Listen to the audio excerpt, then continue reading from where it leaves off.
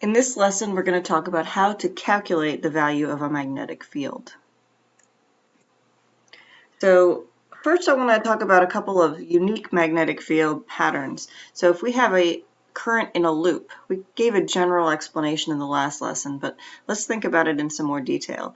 The loop, we can think about the straight line current through a straight wire and what the magnetic field looked like, and we're going to modify it a little bit. So we still have around the loop, it follows a circular pattern that's similar to a straight line wire, but it's going to start to change as we get further from the wire because we have a combined magnetic field from this end and from this end, and so together in the center it's not going to look as circular, it's going to straighten out.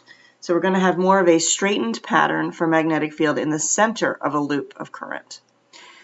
And if you looked at it from the side, you'd see that you can use our right-hand rule. Our thumb follows the current, and you can also, just like on a straight line, on a loop, you can use your right-hand rule. So our thumb follows the current. Our fingers curl around the wire, and that shows the direction of the magnetic field. All of the magnetic field goes through the loop in the same direction. Those dots mean coming at you. Remember, we use the arrow analogy. And then the magnetic field is going to circle back on the outside, and it's going away from you with the X's. We also sometimes will take many loops together. So this is going to be one loop, and then we're going to continue it in a series of loops, and that creates a solenoid. It's a coil of wire with the same amount of current passing through each loop. So we have a current going in, and then it loops around and around and around and around, and eventually comes back out. So the properties of a solenoid is that it's going to create a uniform magnetic field. We use it in an MRI machines and other applications. So just like a current through a loop creates a pretty straight line, if you add even more loops, you're going to create a straighter magnetic field and a uniform magnetic field through the solenoid. Solenoids can have hundreds or thousands of coils. Sometimes we call them the turns of a solenoid. And sometimes we could have several layers, so we could loop around once and then we could loop around again to make the solenoid. The magnetic field within the solenoid is going to be strong, and it's mostly parallel to the x-axis. That's our uniform magnetic field. So this is an electric field line diagram. This is not the kind we draw, but we use it for visualization. You can see that in the center we have an almost pretty much uniform magnetic field that's parallel. So this is like a cut through of the solenoid.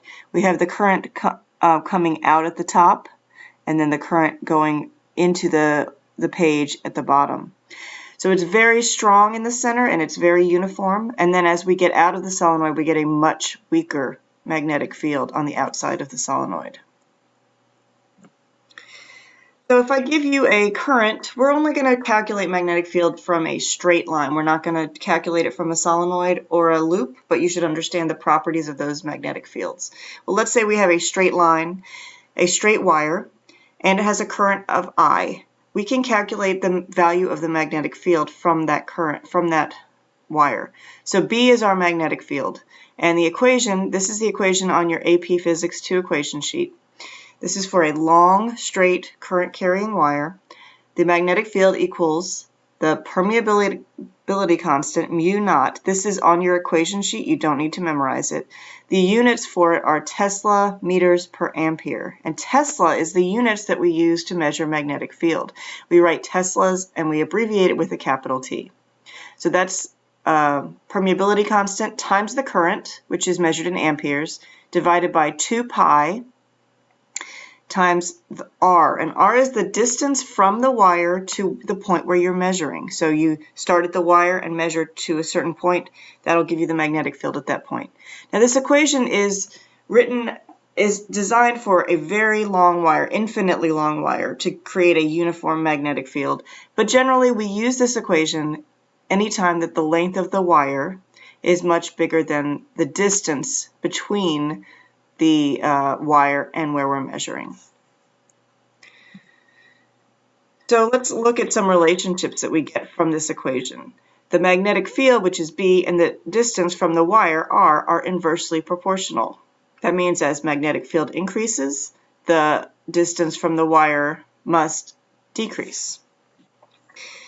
you remember an overhead view of a straight wire with a current running through it, this is going into the page because it has an X, our magnetic field looks like this. And you notice as you move away, your magnetic field decreases as your distance from the wire, so this will be the greatest distance at this point here. This distance from the wire, as it gets greater, the magnetic field gets smaller. They're inversely proportional. If you could see it on a graph, let's say this is 0. So this is right through the wire. Move away, your magnetic field is going to decrease and decrease in a hyperbolic relationship because it's inversely proportional. So if you go to distance r, this is your magnetic field. At 2r, it gets smaller, and at 3r, it gets even smaller. And it's mirrored. It's symmetric on both sides of the wire. It doesn't matter that it's positive or negative. The wire has the same magnetic field on both sides. So sometimes we could have magnetic fields coming from two different objects. Let's say we have a magnetic field from this wire, and this is a wire that's coming out of the currents coming out of the page. We have this magnetic field. We want to figure out what's the magnetic field at this point right here. Well, we also have a permanent bar magnet right next to it. So we're going to have to take the magnetic field right here, which is from the current of the wire, and then we also have a magnetic field from the bar magnet, and those two vectors get added together to get the total field from the current and the magnet. So remember, when you're looking at any point, your magnetic field at that point is the vector sum of all the magnetic fields that are acting nearby. Don't forget the direction of the fields when we find the vector sums, because sometimes we're going to have a current going in the opposite direction, which causes the magnetic field to be negative. So we make sure that we subtract magnetic fields as needed. This is not a scalar sum, this is a vector sum, so direction matters. So let's do an example. Let's say we have two long straight wires parallel to each other as shown in this picture. They each have the same current, 5 amperes, but they're going in opposite directions. So wire 1, the current is going to the left, and wire 2, the current is going to the right. We want to find the magnetic field at point P. So to do that, we're going to find the magnetic field from this wire, from this current, and then we're going to find the magnetic field from this, and we're going to do a vector sum of the two.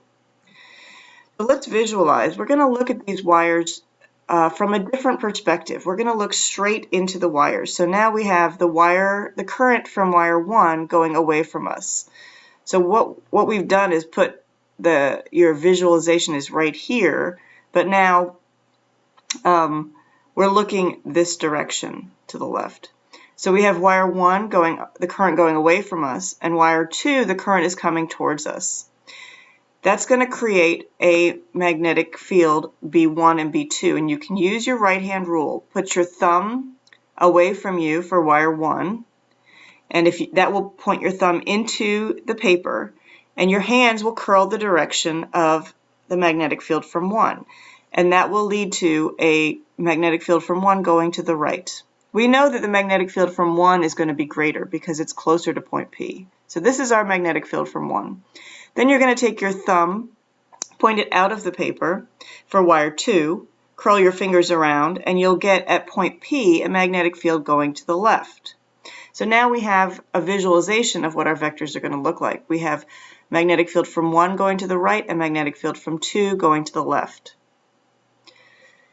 So now let's do the math. Magnetic field from 1, we use our equation for magnetic field. We plug in the values. This is one way of writing the value for the permeability constant. The current, they both have a current of 5 amperes, divided by 2 pi, and the distance from the wire to the point is 0.08 meters. That gives us a magnetic field from wire 1 at point P of 1.25 times 10 to the negative 5th teslas. For wire B, we're going to use the same equation. We're just finding magnitude of magnetic field at this point. We're not finding direction yet. The only difference in these two equations is the distance. The distance from wire 2 to point P is double the distance from wire 1, so it's 0.16 meters as our R. And we get a value of a smaller magnetic field of 0.63 times 10 to the negative 5th teslas. But now we need to combine these two, doing the vector sum.